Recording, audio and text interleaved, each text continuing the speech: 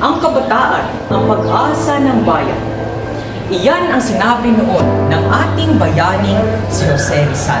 Ngunit paano magiging pag-asa ng bayan ang kabataan kung hindi natin mapapaunlad ang kanilang mga husay at talento? Ang pagdiriwang ng talento ay sinasagawa upang may siguradong manatiling mahusay ang kabataan pagdating sa larangan ng wika at kaalaman patungo sa iba't ibang kultura. May kinalaman din ito sa pag-unlad ng ating sariling pagkatao sa pamamagitan ng pagpapaalala sa lahat ng kabutihan at kasamaan na maidudulot ng nakapaligid. Dito din natin matutuklasan ang iba't ibang husay at talento ng kabataan nang sa ganun magamit natin ito sa pag-unlad ng ating bayan.